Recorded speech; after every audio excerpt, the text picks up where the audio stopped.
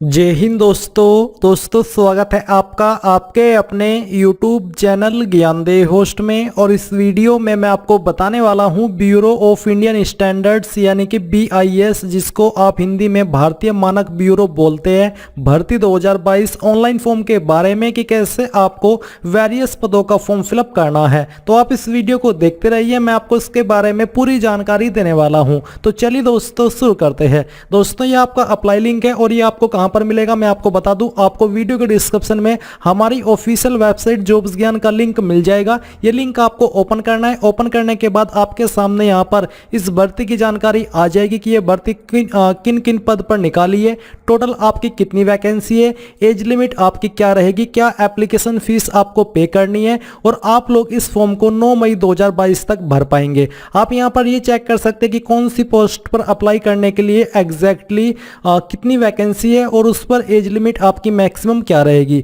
फिर आपको यहां पर पोस्ट वाइज क्वालिफिकेशन के बारे में जानकारी भी दी गई है। सेम जानकारी आप यहां पर वीडियो के माध्यम से भी ले सकते हैं, जो कि मैं ऑलरेडी यहां पर बना चुका हूं। इस वीडियो को वॉच करके आप पूरी जानकारी समझ सकते हैं। अब बात करते हैं अप्लाई ऑनलाइन के बारे में।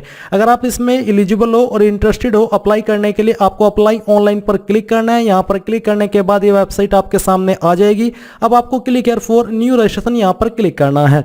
इसके बाद आपको यहां पर आपका फर्स्ट नेम 10th की मार्कशीट के अनुसार भरना है। आपके फर्स्ट नेम को दोबारा डाल करके वेरीफाई करना है। मिडिल नेम है तो डाल दीजिए, नहीं तो खाली छोड़ दीजिए। फिर आपको यहां पर आपका लास्ट नेम एंटर करना है। लास्ट नेम को भी यहां पर सेम तरीके से दोबारा से डाल करके आपको वेरीफाई कर देना है। फिर आता है मोबाइल नंबर। यहां पर आपको आपका वैलिड मोबाइल नंबर एंटर करना है। इस नंबर को दोबारा डाल करके वेरीफाई करना है। अगर आप कोई अन्य नंबर देना चाहते तो अल्टरनेटिव नंबर के अंदर दे सकते हैं, नहीं तो आप इसको खाली भी छोड़ सकते हैं। फिर आपको यहां पर अपनी ईमेल आईडी का सिर्फ एड्रेस डालना है और डोमेन नेम के ऊपर क्लिक करके सिलेक्ट करना है कि किस डोमेन पर है। जैसे कि मेरी ईमेल आईडी gmail.com पर है तो मैं gmail.com सिलेक्ट कर लेता हूं। अब आपको यहां पर अपनी ईमेल आईडी को दोबारा से डालना है और इस बार आपको पूरी ईमेल आईडी डालनी है, यानी कि आपको कोई डोमेन नेम सिलेक्ट करने की आवश्यकता नहीं है। अब ये सिक्योरिटी कोड आपको यहां पर एंटर करना है और एंटर करने के बाद में आपको इन सभी जानकारी को वेरीफाई करना है और नीचे सेव एंड नेक्स्ट के ऊपर क्लिक करना है। अब गाइज मैं आपको बताना चाहूंगा अनअकैडमी के बारे में, जो कि इंडिया का लार्जेस्ट लर्निंग प्लेटफॉर्म है। और अनअकैडमी आपके लिए लेकर के आया है daily scholarship test for UPSC CSC category, जहां पर दोस्तों जो भी आपका करंट सब्सक्रिप्शन प्लान है उसके ऊपर आप 50% की स्कॉलरशिप जीत सकते हैं, अपने आप को टेस्ट कर सकते हैं और अपने आप को लीडर बोर्ड के अंदर डेली रैंक कर सकते हैं। इसी के साथ आप यहां पर ये चेक कर लीजिए कि कैसे आप इस डेली स्कॉलरशिप टेस्ट के अंदर पार्टिसिपेट कर सकते हैं, उसके आपको यहां पर स्टेप्स दिए गए हैं। अब यहां पर दोस्तों मैं आपको बता दूं कि Unacademy all India prelim mock test कर रहा है 24 अप्रैल 2022 को, और ये दिल्ली के अंदर है और ऑफलाइन आप इसको ज्वाइन कर सकते हैं। इसमें ज्वाइन होने के लिए आपको वीडियो के डिस्क्रिप्शन में लिंक दिया है, आप उस इनरोल लिंक को यूज कीजिए और मेरे कोड AMZAD10 का इस्तेमाल करना बिल्कुल भी मत भूले। इसके अलावा Unacademy daily T20 current affair test series भी प्रशांत धवन सर के द्वारा की जाती है, जो कि मंडे फ्राइडे एट 7:30 PM होती है। इसके अंदर 20 क्वेश्चन होते हैं, 30 मिनट आपको मिलते हैं। हिंदी एंड इंग्लिश दोनों लैंग्वेज के अंदर ये रहती है। यहाँ पर भी आप लोग गिफ्ट कार्ड जीत सकते हैं, जिसमें कि रैंक फर्स्ट पर 1000 रुपए का गिफ्ट कार्ड मिलेगा, रैंक 2 पर 500 और जिनकी रैंक 3 से 10 के बीच में होगी इसमें 250 रुपए का आपको रिवार्ड मिलेगा। इसमें भी आप ज्वाइन हो जाइए। एंड इसके अलावा Unacademy pathfinder current affairs April 22 free test series UPSC CSC category के लिए, ये आपकी एवरी संडे 5 PM होती है, इंग्लिश एंड हिंदी दोनों लैंग्वेज के अंदर, जिसके अंदर 25 MCQ क्वेश्चन होते हैं और उसके लिए आपको 30 मिनट का समय मिलता है। तो इसका ज्वाइन लिंक भी आपको वीडियो के डिस्क्रिप्शन में दिया है, जाइए जल्दी से जाइए और जो आपका IAS बनने का सपना है उसको अनअकैडमी के साथ में पूरा कर लीजिए। जाइए जल्दी ज्वाइन हो जाइए। अब यहाँ पर आप देखेंगे कि आपका रजिस्ट्रेशन हो चुका है और आपको रजिस्ट्रेशन नंबर एंड पासवर्ड यहाँ पर देखने को मिल पा रहा है। सेम जानकारी आपको मेल मैसेज के माध्यम से भी सेंड कर दी गई है। अब इस सेक्शन के अंदर आपको आपका फोटो एंड साइन अपलोड करना है, जिसकी गाइडलाइन आप यहाँ पर देख सकते हैं। वैसे मैं आपको बता दूं कि आपके फोटो का साइज 20 से 50 KB और सिग्नेचर का साइज 10 से 20 KB के बीच में होना चाहिए। बस आप इस चीज को मेंटेन रखिए।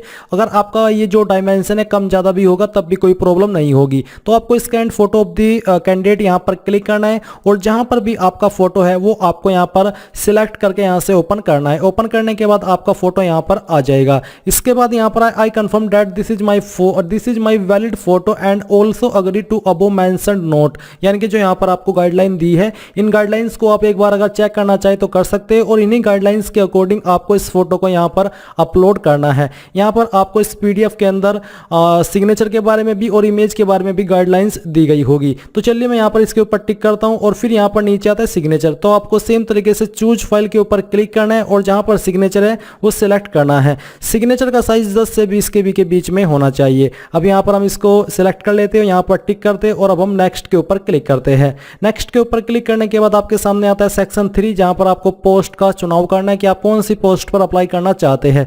आप यहाँ पर एक बार फिर से चेक कर लीजिए कि कौन सी पोस्ट के लिए कितनी वैकेंसी है। तो इसमें सबसे ज़्यादा वैकेंसी जो है वो सीनियर सेक्रेटरीट असिस्टेंट की पोस्ट पर है। तो मैं यहाँ पर सीनियर सेक्रेटरीट असिस्टेंट की ही पोस्ट सिलेक्ट करने वाला हूँ। वैसे सभी पर अप्लाई करने का तरीका सेम है, बस क्वालिफिकेशन कम ज़्यादा होगी उस पोस्ट की एलिजिबिलिटी के अकॉर्डिंग। तो चलिए हम यहाँ पर आते हैं और सीनियर सेक्रेटरीट असिस्टेंट की पोस्ट सेलेक्ट कर लेते हैं। फिर यहाँ पर है डिसिप्लिन। डिसिप्लिन उन्हीं पोस्ट पर अप्लाई होगा जिसमें कि डिसिप्लिन वाइज वैकेंसी है या फिर डिसिप्लिन एप्लीकेबल होता है। अब आती है कास्ट कैटेगरी। तो जो भी आपकी कास्ट कैटेगरी है वो आपको यहाँ पर सेलेक्ट कर लेनी है। अब आपसे पूछेगी कि आप विकलांग हैं और आपकी विकलांगता 40% या उससे ज़्यादा है। अगर हाँ तो यस करेंगे, नहीं तो आपको नो करना है। अगर आप यस करते हो तो आपको बाकी की जानकारी यहाँ पर जैसे कि सब टाइप ऑफ डिसेबिलिटी ये सभी जानकारी देनी होगी। अगर आपने नो किया तो आपको नीचे आना है। नीचे आकर के जो आपको आंसर करना है सभी को, वह है religion to which you belong. कौन से रिलीजन से आप बिलोंग करते हैं वही आपको सिलेक्ट कर लेना है।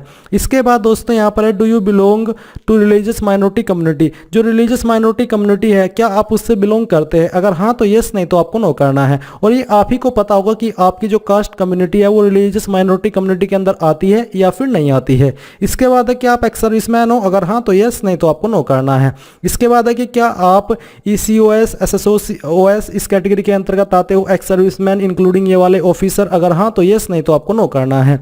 फिर यहाँ पर नीचे आकर के आपसे पूछा है कि जो एक रिलैक्सेशन यानी कि छूट मिलती है widow, divorced women, women judiciary separated from their husband. अगर आप ऐसे कैंडिडेट हो तो आपको यस करना है, नहीं तो नो कर दीजिए। फिर क्या आप डिपार्टमेंटल कैंडिडेट है BIS के? अगर हाँ तो आपको यस करना है, नहीं तो नो कर दीजिए। अगर आप यस करते हो तो आपको उसकी जानकारी यहाँ पर देनी होगी। फिर है स्टेट प्रेफरेंस। आप कौन सी स्टेट को प्रेफरेंस देना चाहते हैं पहली, वो आप यहाँ पर सिलेक्ट कर लीजिए। तो चलिए मैं यहाँ पर UP सिलेक्ट कर लेता हूँ। अब आता है आपका स्टेट प्रेफरेंस 2। तो सेकंड प्रेफरेंस आप कौन सी स्टेट को देना चाहते हैं वो आपको यहाँ पर सिलेक्ट करनी होगी। इसको सिलेक्ट करने के बाद आता है centre for exemption preference 2। Basically अब आपको यहाँ पर सेंटर की प्रेफरेंस देनी है। पहले आप पहली प्रेफरेंस सिलेक्ट करेंगे और उसके बाद आप सेकंड प्रेफरेंस सिलेक्ट कर लेंगे। फिर आता है स्टेट प्रेफरेंस 3। अब यहाँ पर आपको आपकी तीसरी स्टेट की प्रेफरेंस देनी है। तो चलिए मैं यहाँ से इसको सिलेक्ट कर लेता हूँ। फिर यहाँ पर सेम तरीके से आपको उसकी जो सिटी है एग्जाम के लिए वो आपको सिलेक्ट कर लेनी है। ये सिलेक्ट कर लिए। अब आता है मीडियम ऑफ शॉर्ट हैंड। अगर आप ऐसी पोस्ट पर अप्लाई कर रहे हो जिसमें कि ये एप्लीकेबल है तो आपको यहाँ पर आपका मीडियम सिलेक्ट कर लेना है। इस पोस्ट पर टाइपराइटिंग के लिए है तो मीडियम यहाँ पर हम इंग्लिश सेलेक्ट कर लेते हैं। अब आती है DOB। तो आपको यहाँ पर DOB सेलेक्ट करनी है। पहले डे, इसके बाद में मंथ और फिर जो भी आपका ईयर है वो ईयर आपको सेलेक्ट कर लेना है। आपका जेंडर क्या है वो जेंडर आपको यहाँ पर सेलेक्ट करना है। क्या आप जुड़वा भाई बहन हो? अगर हाँ तो यस, नहीं तो आपको नो करना है। अगर आप इसमें यस करते हो तो आपको आपके जुड़वा भाई बहन का जेंडर भी बताना है और उसका नाम भी बताना होगा। फिर है मैरिटल स्टेटस। आपका स्टेटस क्या है? मैं यहाँ पर अनमैरिड सिलेक्ट कर लेता हूँ। फिर है फादर नेम। आपको आपके पिताजी का नाम 10th की मार्कशीट के अनुसार एंटर करना है। इसके बाद आपको आपकी माताजी का नाम 10th की मार्कशीट के अनुसार ही एंटर करना है। अब आता है एड्रेस फॉर कोरस्पोंडेंस यानी कि आपका प्रेजेंट एड्रेस। तो जो भी आपका प्रेजेंट एड्रेस है वो पूरा एड्रेस आपको यहाँ पर भर देना है। डिस्ट्रिक्ट आपकी जो भी है वो डिस्ट्रिक्ट आपको यहाँ पर लिख देनी है। स्टेट यहाँ से आपको सिलेक्ट कर लेनी है और पिन कोड यहाँ पर आपको अपना एंटर कर देना है। नीचे है कि क्या आपका कोरस्पोंडेंस यानी कि प्रेजेंट एड्रेस और परमानेंट एड्रेस सेम है? अगर हाँ तो आप यहाँ पर टिक करेंगे, अगर अलग है तो अनटिक करके अलग से भर दीजिएगा। फिर यहाँ पर जो आपकी फीस का अमाउंट होगा आपकी कास्ट कैटेगरी के अकॉर्डिंग वो देखने को आपको मिल जाएगा। इसके बाद आपको यहाँ पर सेव एंड नेक्स्ट के ऊपर क्लिक करना है। अब यहाँ पर आपके सामने आती है डिटेल्स क्वालिफिकेशन की। तो आपको यहाँ पर क्वालिफिकेशन की जानकारी भरनी है। सबसे पहले SSC यानी कि 10th। तो आपको यहाँ पर 10th में ऑल सब्जेक्ट लिखना है। ये लिखने के बाद में आपको यहाँ पर आपका डेट ऑफ पासिंग देना है कि आपने कौन सी डेट, कौन से महीने और कौन से साल के अंदर आपकी 10वीं पास की थी। अगर आपको एग्जैक्ट डेट मालूम नहीं है तो आप एक एक्सपेक्टेड डेट भी यहाँ पर दे सकते हैं। परसेंटेज आपकी कितनी थी वो आपको यहाँ पर एंटर करनी है और आपकी क्लास क्या थी वो आपको सिलेक्ट कर लेनी है।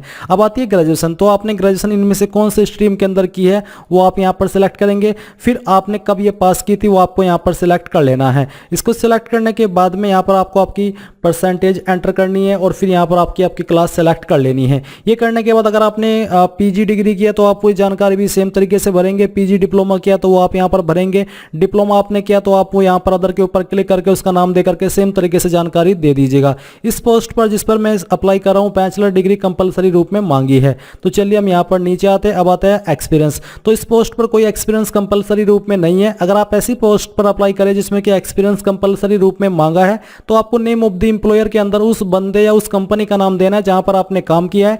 डेजिग्नेशन के अंदर उस पोस्ट का नाम देना है जिस पोस्ट पर आपने काम किया है। फ्रॉम के नीचे डेट मंथ जो ईयर है यहां पर आपको वो डेट डालनी है जिस डेट में आपने वर्क ज्वाइन किया था, और टू के नीचे जो डेट मंथ ईयर है यहां पर आपको वो डेट डालनी है जब तक आपने काम किया था।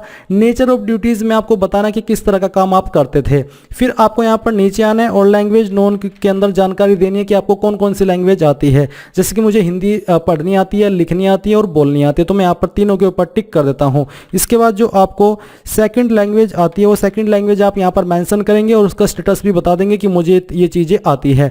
इसके बाद अब आपको नीचे सेव एंड नेक्स्ट के ऊपर क्लिक करना है। अब यहाँ पर आपके सामने आपके फॉर्म का प्रीव्यू आ चुका है। आपको सभी जानकारी चेक करनी है और चेक करते हुए आपको यहाँ पर नीचे आना है। नीचे आकर के आई एग्री के ऊपर क्लिक करना है और फिर कंप्लीट रजिस्ट्रेशन के ऊपर क्लिक करके यहाँ से ओके करना है। एक बार फिर से ओके कर देना है। अब यहाँ पर आपको लेफ्ट थंब इंप्रेशन अपलोड करना है, तो आपको चूज फाइल के ऊपर क्लिक करना है और जहां पर भी आपके बाएं अंगूठे का निशान लगा करके आपने इमेज को तैयार किया है वो यहाँ पर अपलोड करना है। तो चलिए मैं यहाँ पर आपको ये अपलोड करके दिखाता हूँ। मैं इसको सिलेक्ट करता हूँ और यहाँ से ओपन कर देता हूँ। ओपन करने के बाद जो आपकी फाइल है वो यहाँ पर आ जाएगी जहाँ पर आपको बोला है कि साइज 20 से 100 KB के बीच में होना चाहिए। तो हम यहाँ पर ऐसा इमेज अपलोड करते हैं जिसका साइज दिए गए साइज के अंदर है। तो हम इसको सिलेक्ट करते हैं और ओपन कर देते हैं। ओपन करने के बाद आपको यहाँ पर प्रीव्यू देखने को मिल जाएगा। अब आपको ओके कर देना है। फिर आता है हैंड रिटन डिक्लेरेशन। अब हैंड रिटन डिक्लेरेशन में आपको क्या लिखना है मैं आपको बता दूं कि यहीं पर हमारी वेबसाइट पर मैं इसको अपडेट कर रहा हूं अभी के अभी, और यहीं पर आपको आना है। जो लिंक मैंने वीडियो के डिस्क्रिप्शन में दिया है और जो लाइन यहां पर आप देखेंगे हैंड रिटन डिक्लेरेशन के नीचे,